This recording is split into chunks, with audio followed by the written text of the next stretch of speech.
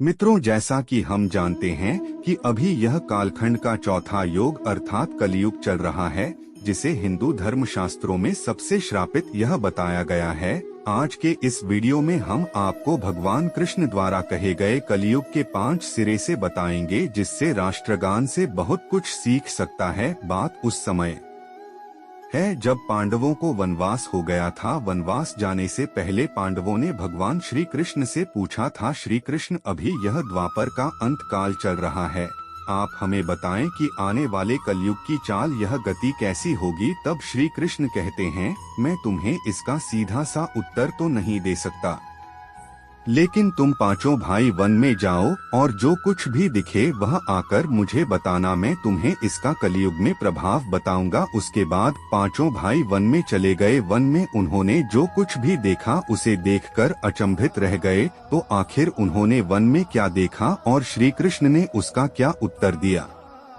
चलिए जानते हैं आज की इस वीडियो के माध्यम से। दोस्तों, वीडियो में आगे बढ़ने से पहले अगर आपने हमारे चैनल को सब्सक्राइब नहीं किया है तो चैनल को सब्सक्राइब करके बेल आइकन को दबाना ना भूलें। सबसे पहले युधिष्ठिर ने बताया कि वासुदेव, मैंने तो पहली बार 2 सूद वाला हाथी देखा, जो मेरे लिए तो बहुत आश्चर्यजनक था।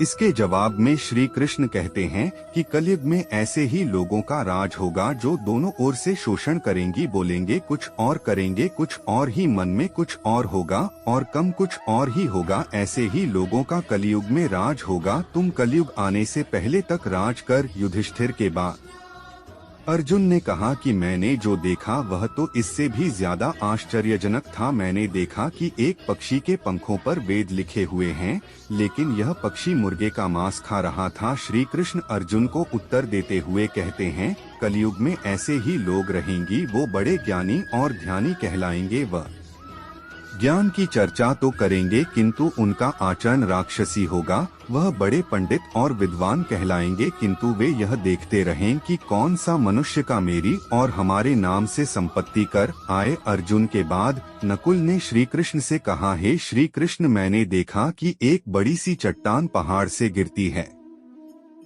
और बड़े से बड़ा कक्ष भी उसे रोकने में सक्षम नहीं हो पाता है, परंतु एक छोटे से पौधे से टकराकर वह रुक जाती है। आखिर ऐसा कैसे संभव है? तब श्री कृष्ण कहते हैं कि कलयुग में मनुष्य की बुद्धि क्षीण हो जाएगी और उसका जीवन पतन हो जाएगा। उस पतन को धन और बड़े से बड़ा सत्ता रूपी वृक्ष भी रोकने में सक्षम नहीं होंगे, किंतु हरि नाम का छोटा सा शब्द बोलने से मनुष्य जीवन का पतन रुक जाएगा। आठ कलयुग में हरि नाम ही मोक्ष का एकमात्र मार्ग होगा। नकुल के सवाल के जवाब के बाद भी मैं अपना अनुभव सुनाते हुए कहते हैं कि गाय अपने बछड़े को इतना जाती है कि वह बछड़ा हूँ लहूलुहान हो जाता है।